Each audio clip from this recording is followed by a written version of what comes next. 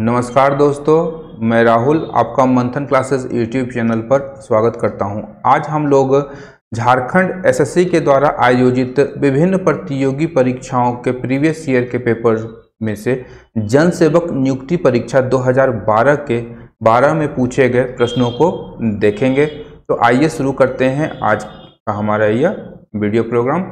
तो पहला सवाल है, कुंदा मेला निम्नलिखित स्थानों में से कहाँ आयोजित किया जाता है? ऑप्शन ए है प्रतापपुर, ऑप्शन बी है हंटरगंज, ऑप्शन सी है सिमरिया, ऑप्शन डी है दरभंगा। तो इस प्रश्न का सही उत्तर होगा कुंदा मेला जो है ऑप्शन ए प्रतापपुर में आयोजित किया जाता है। यहाँ ध्यान रखिएगा कि यह जो मेला है मूल रूप से महाशिवरात्रि के शुभ अवसर पर इसका आयोजन किया जाता है। और यह कुंडा कहाँ है? तो कुंडा है आपका झारखंड के चतरा जिला में कुंडा मेला का आयोजन किया जाता है। कब? तो महाशिवरात्रि के अवसर पर। बढ़ते हैं अगले प्रश्न की ओर। तो निम्नलिखित में से कौन सा कॉलेज जमशेदपुर में स्थित है? तो पहला है option MGM medical college, option B Rajendra medical college, option C Pataliputra medical college, option D Suryamukhi Dinesh Ayurveda medical college. तो इस प्रश्न का सही उत्तर होगा option A MGM medical college. कहाँ स्थित है? तो यह जमशेदपुर में स्थित है। जबकि वहीं हम लोग देखें राजेंद्र मेडिकल कॉलेज, तो यह रांची में स्थित है। इसकी स्थापना कब हुई है? तो 1960 ईस्वी में। पाटलिपुत्र मेडिकल कॉलेज आपका धनबाद में स्थित है। ध्यान रखिएगा, पाटलिपुत्र मेडिकल कॉलेज धनबाद में स्थित है, जिसकी स्थापना 1974 ईस्वी में की गई थी। वहीं सूर्यमुखी दिनेश आयुर्वेद मेडिकल कॉलेज रांची से 40 किलोमीटर दूर आपका बूटी मोड़, रांची से 40 किलोमीटर दूर बूटी मोड़ के पास ओहदार गांव में स्थित है। अत्यंत ही महत्वपूर्ण ये चारों संस्थान हैं, मेडिकल संस्थान। आने वाले जेएसएससी की विभिन्न परीक्षाओं में इनसे प्रश्न पूछे जाने की संभावना है। आगे बढ़ते हैं अपने अगले प्रश्न की ओर। तो गोड्डा और दुमका जिले झारखंड के कौन से प्रमंडल या डिवीजन में हैं? ऑप्शन ए है दक्षिणी छोटा नागपुर, ऑप्शन बी है पलामू, ऑप्शन सी है कोल्हान, ऑप्शन डी है संथाल परगना। तो इस प्रश्न का सही उत्तर होगा ऑप्शन डी संथाल परगना। गोड्डा और दुमका जिले जो हैं वो झारखंड के संथाल परगना प्रमंडल में आते हैं।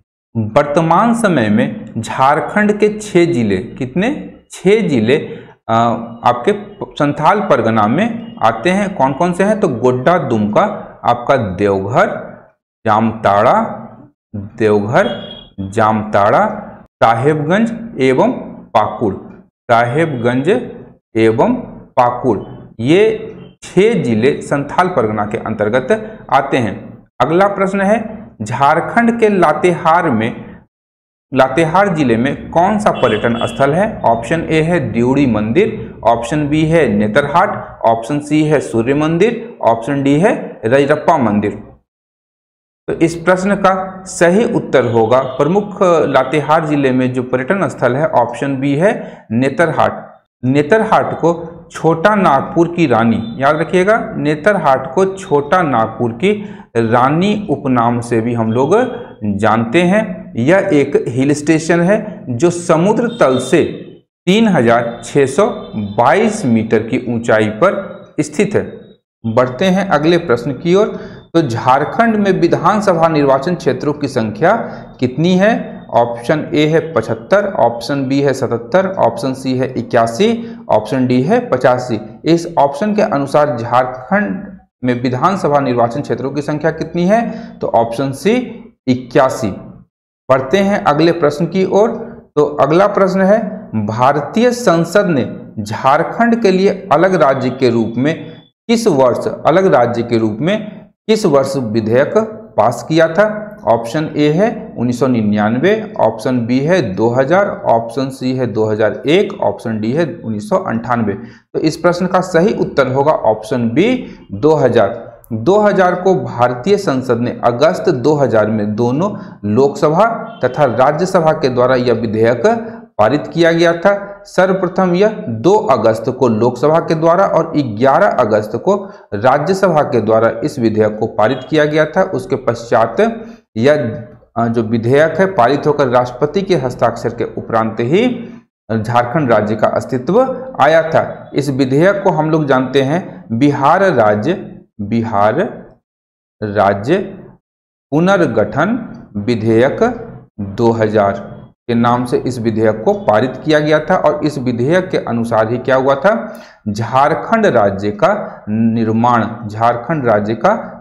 कब हुआ था, स्थापना जो हुई तो 15 नवंबर आपका 2000 ईस्वी में नवीन राज्य का निर्माण किया गया था, जो भारतीय संघ का 28वां राज्य था। बढ़ते हैं अगले प्रश्न की ओर। तो अगला प्रश्न है, राजा जयसिंह जिन्होंने खुद को 13वीं सदी में झारखंड का शासक घोषित किया था, वे निम्न में से किस राज्य से थे? ऑप्शन ए है बंगाल, ऑप्शन बी है दिल्ली, ऑप्शन सी है उड़ीसा, ऑप्शन डी है राजस्थान। तो इस प्रश्न का सही उत्तर होगा ऑप्शन सी उड़ीसा। राजा जयसिंह जो थे वो उड़ीसा के शासक थे तथा उन्होंने 13वीं सदी में झारखंड पर आक्रमण किया था तथा स्वयं को झारखंड का शासक, इनका उपनाम था झारखंड का शासक, घोषित किया था। यहाँ आप लोग एक कमेंट कर सकते हैं, प्रश्न का उत्तर दे सकते हैं कि किस शासक को झारखंडी सुल्तान के नाम से जाना जाता है। इस प्रश्न का आप लोग कमेंट बॉक्स में कमेंट कर सकते हैं।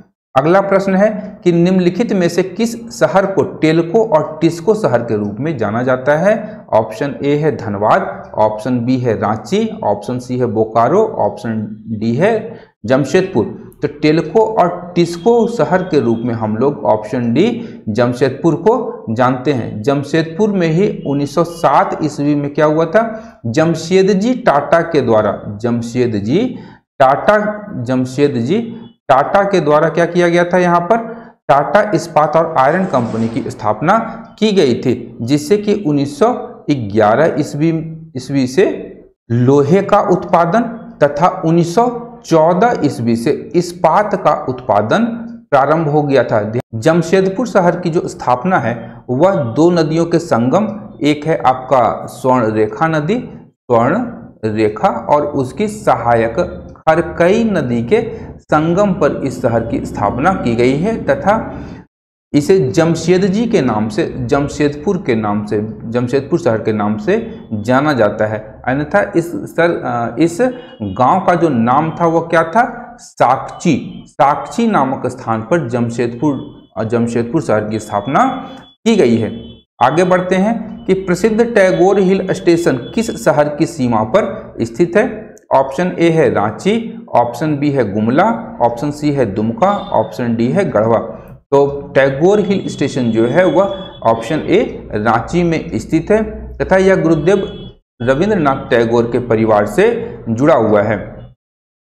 वर्तमान समय में यदि हम लोग देखें तो यह जो टैगोर हिल है वह रांची के मोरहावादी में स्थित है तथा वहीं पर आसपास की जमीन से ऊंचा एक 61 मीटर ऊंचा एक क्या है, पहाड़ी है और उसके नीचे रामकृष्ण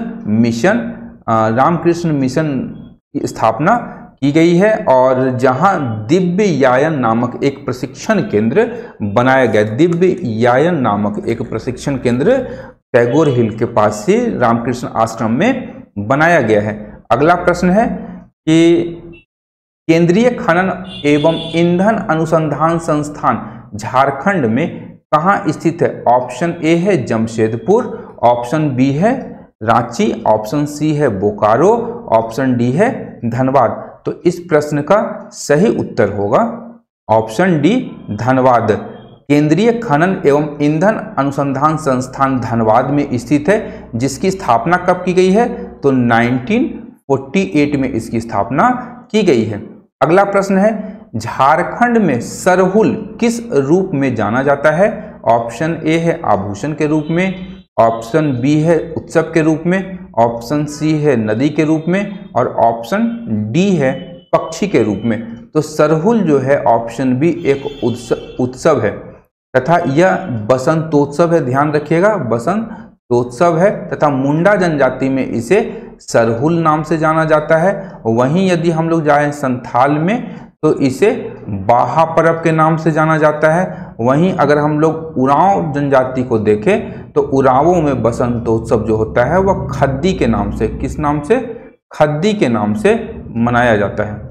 यहाँ आप लोग एक प्रश्न का उत्तर दीजिए कि खड़िया जनजाति के बसंतोत्सव को क्या कहते हैं। अगला प्रश्न है कि किस त्योहार के दौरान जनजातीय महिलाएं पूरे दिन पुरुष के कपड़े पहनकर पशुओं का शिकार करती हैं। ऑप्शन ए है कर्मा, ऑप्शन बी है मनसा पूजा, ऑप्शन सी है छठ पूजा और ऑप्शन डी है मुक्का सेंद्रा। तो इस प्रश्न का सही उत्तर होगा ऑप्शन डी मुक्का सेंद्रा। मुक्का सेंद्रा त्योहार के दौरान जनजातीय महिलाएं संपूर्ण दिन पुरुष के कपड़े पहन करके पशुओं का शिकार करते हैं। यहाँ एक उल्लेखनीय तथ्य है कि सेंद्रा जो एक पर्व है इसका जो आयोजन है ये विभिन्न मास में सुविधा के अनुसार किया जाता है। जैसे कि बैसाख के समय बैसाख महीने में बिशु सेंद्रा का आयोजन होता है, बिशु सेंद्रा का आयोजन होता है। वहीं आपका फागुन के महीने में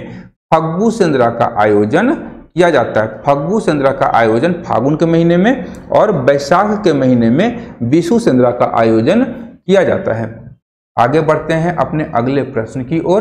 तो अगला प्रश्न है कि जनवरी 2010 से सितंबर 2011 तक झारखंड में MO हसन फारूक मेरिकर कौन सा पद ग्रहण कर रहे थे। ऑप्शन ए है मुख्यमंत्री, ऑप्शन बी है राज्यपाल, ऑप्शन सी है वित्त मंत्री, ऑप्शन डी है चीफ जस्टिस। तो इस प्रश्न का सही उत्तर होगा ऑप्शन बी राज्यपाल। यह प्रश्न इसलिए उस समय पूछा गया था कि 2012 ईस्वी में MO हसन फारूक मेरिकर का निधन हुआ था तथा ये झारखंड के 7वें राज्यपाल थे। ध्यान रखिएगा झारखंड के 7वें राज्यपाल थे तथा इनका जन्म पांडिचेरी में हुआ था एवं 3 बार पांडिचेरी के मुख्यमंत्री भी ये रह चुके थे। आगे बढ़ते हैं अगले प्रश्न की ओर। तो निम्न में से सुवर्ण रेखा नदी की उद्गम स्थल कौन सी है। ऑप्शन ए है राज्यपाल हिल्स, ऑप्शन बी है छोटा नागपुर हिल्स, ऑप्शन सी है वंश हिल और ऑप्शन डी है छोटा नागपुर हिल्स। तो इस प्रश्न का सही उत्तर हो जाएगा ऑप्शन बी छोटा नागपुर हिल्स। छोटा नागपुर हिल्स के रांची में, ठीक है, रांची के नगड़ी गांव में स्वर्ण रेखा नदी का उद्गम माना गया है, स्वर्ण रेखा नदी का उद्गम माना गया है, ध्यान रखिएगा। वहीं स्वर्ण रेखा नदी की प्रमुख सहायक नदियां हैं रारू, कांची, हरकई, संजय आदि इसकी महत्वपूर्ण सहायक नदियां हैं तथा यह झारखंड की एकमात्र नदी है जो स्वतंत्र रूप से कहाँ गिरती है, बंगाल की खाड़ी में। ध्यान रखिएगा बंगाल की खाड़ी में। देखते हैं अगला प्रश्न। तो 2011 की जनगणना के अनुसार झारखंड में साक्षरता दर क्या है। तो ऑप्शन ए है 65.2%, ऑप्शन बी है 66.4%, ऑप्शन सी है 68.45% और ऑप्शन डी है 72.42%। तो इस प्रश्न का सही उत्तर होगा ऑप्शन बी 66.4% झारखंड की साक्षरता दर है 2011 की जनगणना के अनुसार। अब यहाँ एक महत्वपूर्ण तथ्य है कि इस जनगणना के अनुसार पुरुष और महिला साक्षरता दर क्या है। तो पुरुष साक्षरता दर जो है झारखंड का वह है 76.84% और महिलाओं का साक्षरता दर 55.4% है। ध्यान रखिएगा अत्यंत ही महत्वपूर्ण फैक्ट है, यह आने वाले परीक्षाओं के लिए भी अत्यंत ही उपयोगी है। अगला प्रश्न है कि 2011 की जनगणना के अनुसार झारखंड में लिंगानुपात क्या है। तो ऑप्शन ए है 940, ऑप्शन बी है 946, ऑप्शन सी है 949, ऑप्शन डी है 956। तो इस प्रश्न का सही उत्तर होगा ऑप्शन सी 949। अब यहाँ पर झारखंड का सर्वाधिक लिंगानुपात एवं न्यूनतम लिंगानुपात वाला जिला कौन सा है? तो सर्वाधिक लिंगानुपात झारखंड में पश्चिमी सिंहभूम में है। ध्यान रखिएगा, पश्चिमी सिंहभूम का आपका जो लिंगानुपात है सर्वाधिक है, वहीं धनबाद का जो लिंगानुपात है वह सर्वाधिक कम है झारखंड में, और धनबाद में केवल आपका जो लिंगानुपात है वह 909 ही है। अगला प्रश्न है कि 2011 की जनगणना के अनुसार झारखंड में सर्वाधिक आबादी वाला जिला कौन सा है? ऑप्शन ए है रांची, ऑप्शन बी है धनबाद, ऑप्शन सी है बोकारो, ऑप्शन डी है हजारीबाग।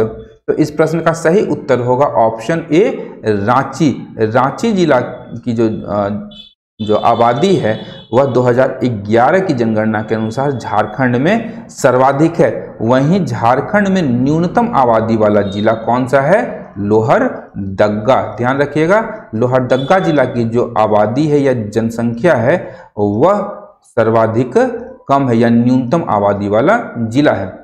अगला प्रश्न है कि झारखंड में उच्च न्यायालय कहाँ स्थित है? तो ऑप्शन ए है बोकारो, ऑप्शन बी है धनबाद, ऑप्शन सी है रांची, ऑप्शन डी है जमशेदपुर। तो झारखंड में उच्च न्यायालय ऑप्शन सी रांची में स्थित है तथा इसकी स्थापना कब की गई थी? तो 15 नवंबर 2000 को इसकी स्थापना की गई थी।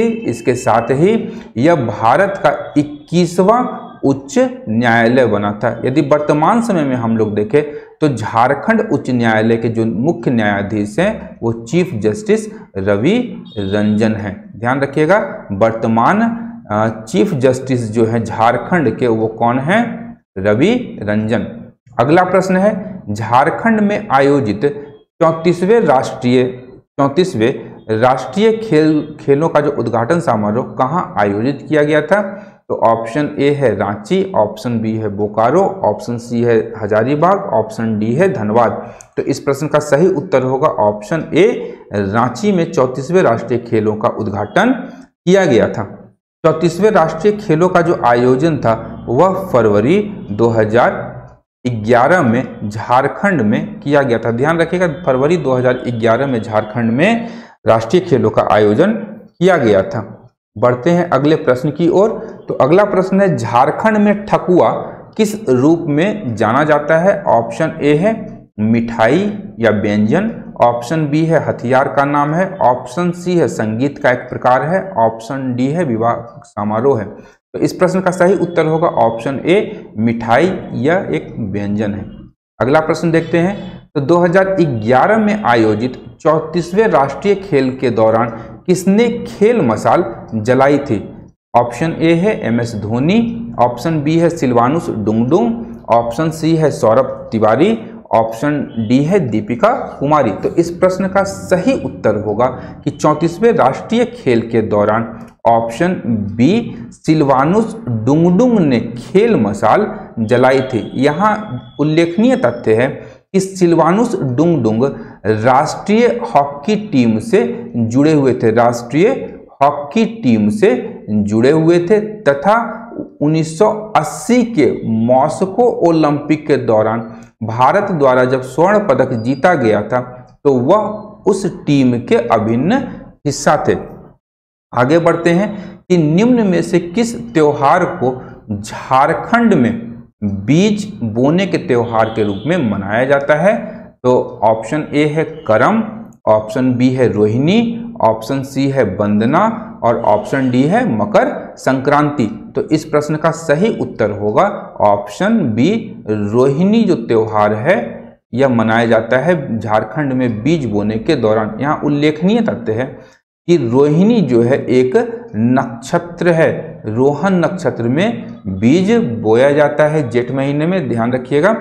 अगला प्रश्न है कि बिरसा मुंडा कौन थे? तो एक संगीतकार थे, एक कलाकार थे, एक आदिवासी नेता थे, एक लोक नर्तक थे। तो बिरसा मुंडा एक आदिवासी नेता थे जिन्होंने झारखंड की स्वतंत्रता या आदिवासियों की स्वतंत्रता की आवाज उठाने में इनकी महत्वपूर्ण भूमिका थी। 1895 में इन्होंने क्या किया था, महान हलचल या उलगुलान की शुरुआत की थी, जिसे हम लोग बिरसा विद्रोह के नाम से भी जानते हैं। प्रीवियस ईयर पेपर श्रृंखला के अंतर्गत जन सेवक नियुक्ति परीक्षा 2012 के अंतर्गत पूछे गए 23 प्रश्न यहीं पर समाप्त होते हैं।